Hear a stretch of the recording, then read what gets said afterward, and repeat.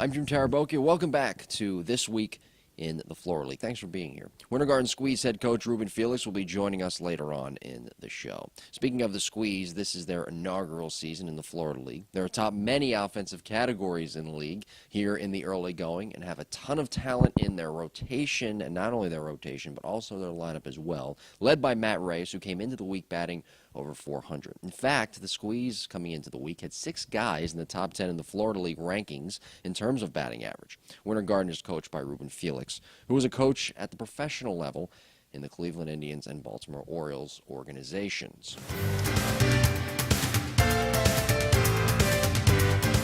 My first guest this week is a 6'4" left-handed pitcher from Nova Southeastern University. He's enjoying a lot of success this year. In fact, he's 2-0 with an ERA of 0.75 in 2 starts. And with those numbers, he's possibly on his way to getting the start in the Florida League All-Star game, which takes place on July 8th. Please welcome my guest this time, left-handed pitcher from the Winter Park Diamond Dogs, Alex Klein. Alex, rocking the jersey. Thanks for being here. You look good. Appreciate it. Look, your numbers are really good this season. They were pretty good in college as well. You seemingly have made that smooth transition. How have you done so? I just felt I've been taken in by my coaches and my teammates. I felt really comfortable and just a smooth transition, and I've just been working hard. I stayed working hard throughout high school and into college, and so I've been feeling great. Speaking of coaches, your pitching coach, Kevin Gallagher, pitch professionally, Right. and that has to be beneficial to you. How has he helped you so far this season? It's a huge help. Even just since I've been here this summer, I've learned 2 new pitches, which have obviously helped me since I've been here. I started off with just a fastball, changeup, and a curveball. He turned it was more like a slurve. He turned my slurve into a curveball, and now I'm throwing a slider and a 2-seam. So I've been having a lot of success with it. So it's been nice. Yeah, and has this season, I know from going from college ball to summer ball, it can be a grind. Mm-hmm. Has this season been a grind for you? Because obviously those numbers on the mound, 2-0 with the ERA, it may look easy. Well, it's been every day grind. Been into the field every day. But it's also been a great time. I had a great time. So I just get out to the field, get my work in, and then relax, have a good time with my teammates. Can you go into more what Kevin Gallagher has taught you with those new pitches? It can't be easy learning a new pitch, Right. picking it up just like that. So how easy has it been for you? He's made it very easy for me. My first start, the first start this summer, my slider, he taught me the day before my start. And I picked it up like that. It wasn't working 100% of the time during my first start, but majority of the time, and I had success with it.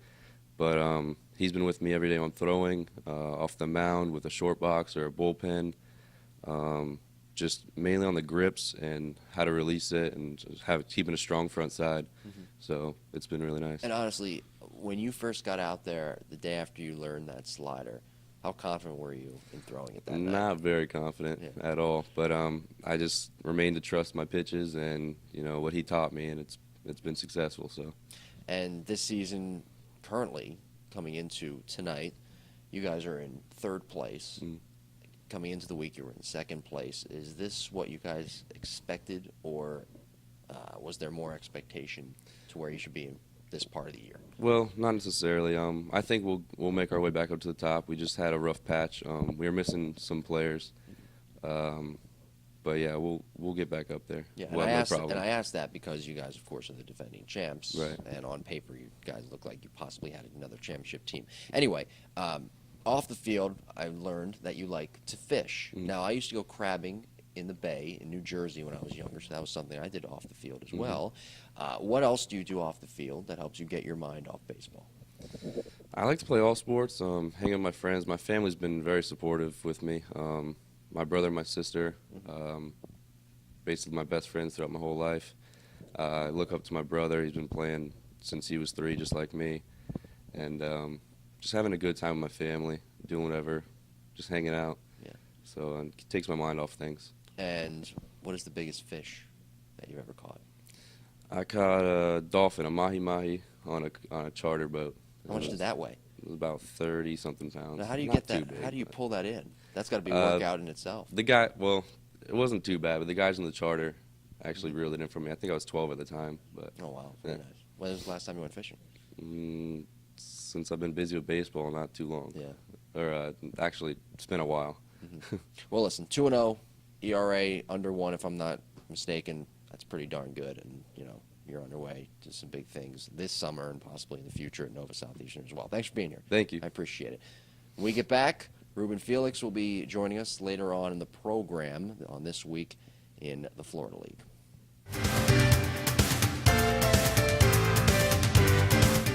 All right, time now for this week's Bright House Coach's Corner. A former coach at the professional level with the Baltimore Orioles and the Cleveland Indians, and now the recruiting coordinator with the University of Central Florida's softball program, and the coach at the Winter Garden Squeeze. Please welcome my final guest this time, head coach Ruben Felix. Ruben, thank you for being here. I appreciate it. Thanks for having me. All right, so how did you make, the first question I want to know off the bat, how did you make that transition from coaching baseball to softball?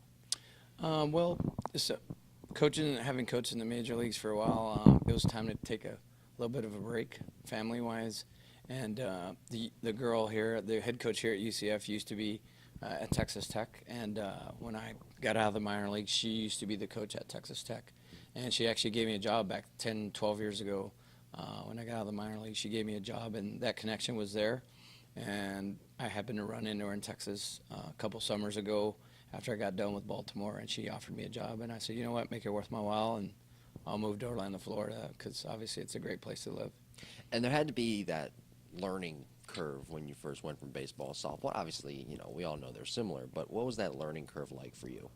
Well, it's not so much of a big learning curve. Obviously, it's pretty much the same game, smaller field, bigger ball.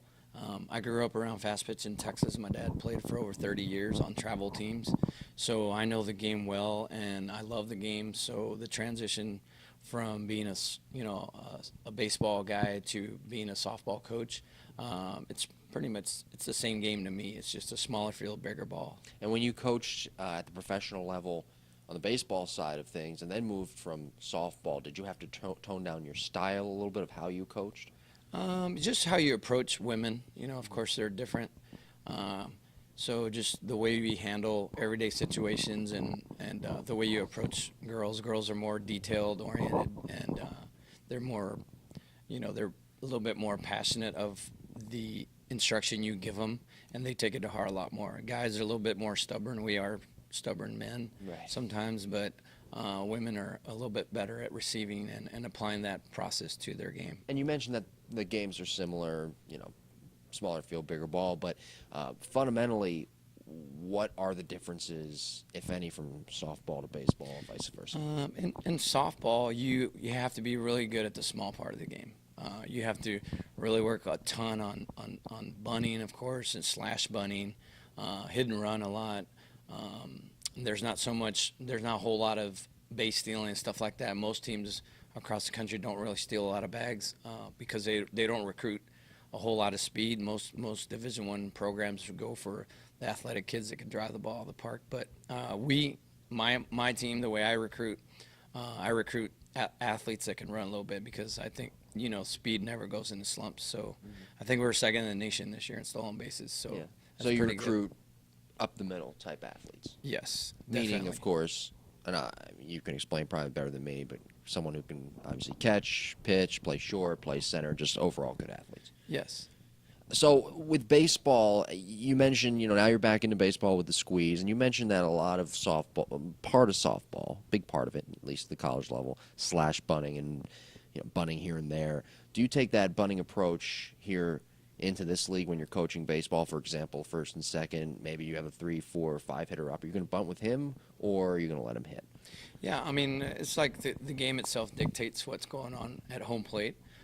For me, I'm early in the game, just like, in Major League Baseball, it's more of a, get the guys in motion with the hit and run or run and hit, bunt maybe towards the middle of the game and late in the game for sure. But that's the approach I take, of letting the guys kind of run, with it a little bit and have them create situations and move runners on their own. Yeah.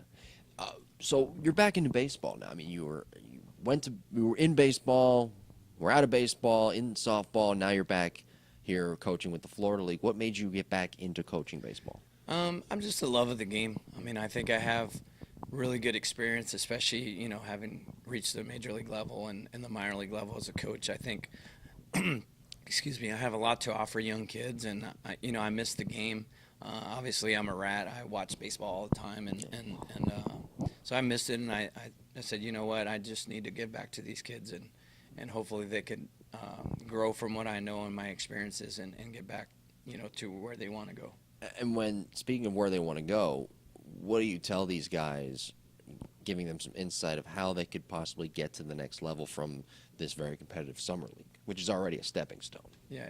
Well, the biggest thing is just learn how to work hard and be dedicated at what you do.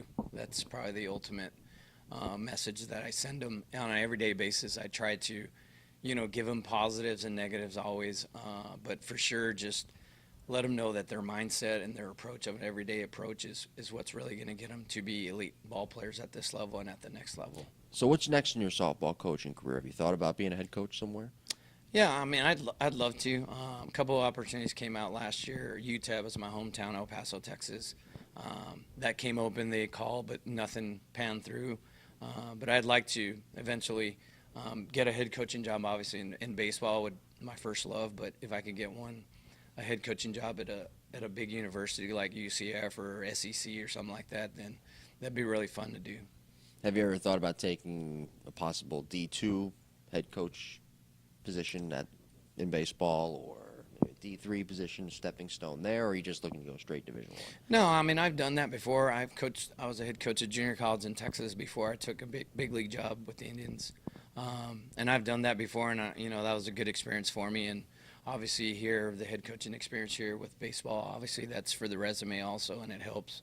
And I wouldn't mind, it'd have to be a good fit for my family first right now, because, I have a 7-year-old, and I'm not just going to move to, the middle of Iowa to take a junior college job. And I think it's more about family now, and if a job comes open, I'll take it. And if, I have to stay at UCF for 15, 20 years, I mean, I wouldn't mind that either. And look, to be honest, I don't think President Rob Sides would mind you coaching in this league for 15 to 20 years. With all the great coaches we have in this league, I think you fit in perfectly. So we're glad to have you. Yeah, and we're glad to have you on the show today, too. Yeah, I'm glad to be here. I'm really enjoying it. All right, very nice. Thank you very much. A few notes in the Florida League to pass along to you. The Winter Park Diamond Dogs, after starting the season 4-0 at home, have lost 3 straight on their home turf. Speaking of the Diamond Dogs, they lead the Florida League with 60 stolen bases. It's a lot. The next closest is 31 by Winter Garden. The Sanford River Rats, meanwhile, have Bark in the Park night coming up. FloridaLeague.com for all of those details. And finally, we are underway with the Florida League Game of the Week. Now, I do the play-by-play, and Jeff Schneider does the color commentary for most games, and he's really talented, really good guy. We have a lot of fun with it. Good time. In our last game that we taped in Winter Park, Florida League President Rob Seitz was supposed to join Jeff and I for a quick little interview, half-inning interview, whatever the case may be. It actually turned into a 3-man impromptu 3-inning booth. And I'll tell you what, it was a lot of fun. We really enjoyed working together. Every Saturday at ballparks around the Florida League, it's Senior Saturday. Fans ages 60 and over get in for free. My next guest came into the week first in the Florida League, hitting over 400 with that offensive putout. He has helped the Squeeze to a 7-5 record overall, and right there up top the standings in the Florida League. Outfielder Matt Reyes. Matt, thanks for being here. Thanks for having me. So, hitting 400, there's some sort of mental zone that you have to be in that not many guys get to. Can you explain that zone for me, please? Well, coming into the season, I just tried to tell myself to be confident and just do whatever I can do. So I try to just take a deep breath and take it one at-bat at a time. And I just tell myself to do my best and do what I can for my team. And fortunately, it's worked out for me so far. Yeah, you take one at-bat at a time. Easier said than done. How do you exactly take one at-bat at a time? Well, it starts before the game, and when I'm on deck, I mean, I just go and try to clear my thoughts, and I say to myself, what can I do to help my team win? And fortunately, it's pull out for me so far, so that's the first thing I think of, and I just take a deep breath, and I do my best to slow the game down, and it's really helped so far. So And I've called a couple of your games when you guys have played Winter Park, and you've batted in the leadoff spot, you've batted in the ninth spot. Are you comfortable with switching spots in the order like that? I am. I know that Ruben knows what he's doing, and he's just doing whatever's best for the team, and I'm comfortable with whatever he wants to do, and I'm just going to do my best wherever he puts me at, and thankfully it's done well. Yeah, and it seems like he does it at the drop of a dime too, and Mhm. it seems like he does it for the best hitters who can really handle it, like yourself, obviously hitting over 400.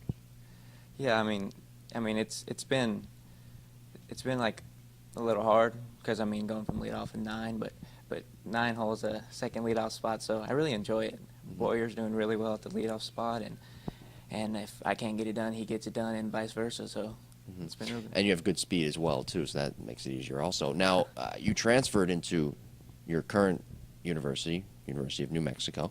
What is it like transferring from one school to another, not just from a baseball aspect, but for the entire transferring process? What is that like?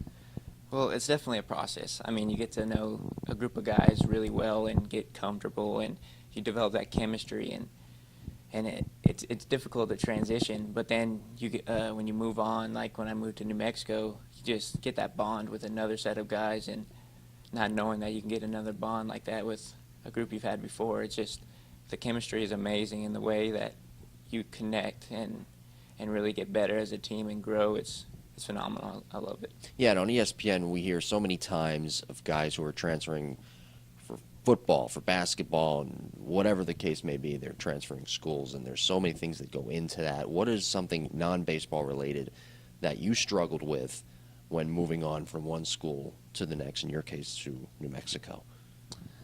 I'd say I guess I struggled with moving. I guess just from the schools. I mean, just Because there's always the grades everything. that might not Right. transfer over, the classes, Right. it sometimes just becomes a cluster. Right. It really is frustrating sometimes because transferring from my junior college to New Mexico, not all my classes transferred. So having that adjustment and then going from the dorms to a house is definitely a transition because you're out on your own. Yeah. But I mean, once you develop it and get used to it and come together and figure it out, it's all good. Yeah. Did you have the University of New Mexico looking at you out of high school? What was the process as to why you went to junior college first? Coming out of high school, I was not talking to New Mexico. I had A&M and Baylor and some guys talking to me, but Coach Coleman really convinced me to go there, and I thought it was a great fit for me at the time to where I could play and develop my skills in the college level. So transitioning after my freshman year is when Dan Spencer called me and said they were very interested and he was going to watch me play. And thankfully, when he came to watch me play, I played well. And Yeah. he talked to me, and it all worked out. Yeah. Did you have any scouts looking at you coming out of high school at the professional level?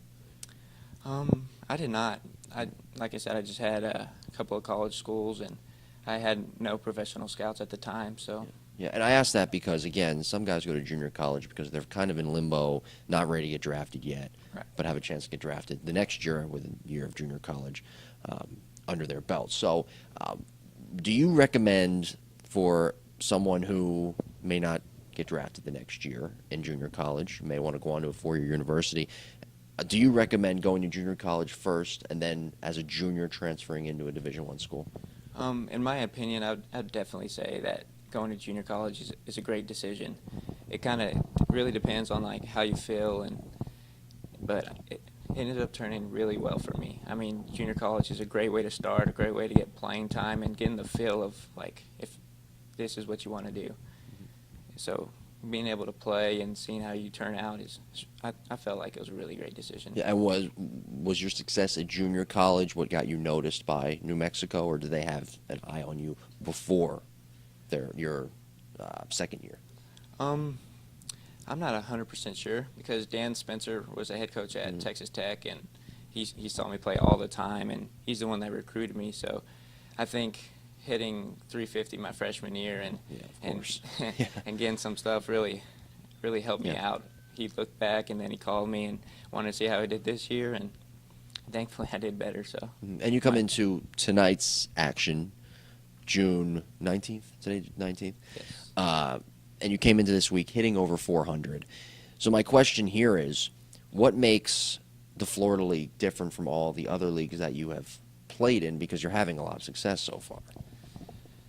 Well, Florida League is a great league. I really love it playing here, and compared to the other leagues, I feel like it's the same, if not better, because just the competition-wise, the competition level is great, and the group of coaches and the teams that I've been a part of, and it's just unbelievable. Yeah. Especially here. I mean, watching other coaches coach the teams, is the way they really get into it and they talk to them is unbelievable, and I feel like it's really helped me by observing not only their team but our team as well. And what's it been like playing for Ruben, a guy who coached at the professional level for two organizations? What's that been like?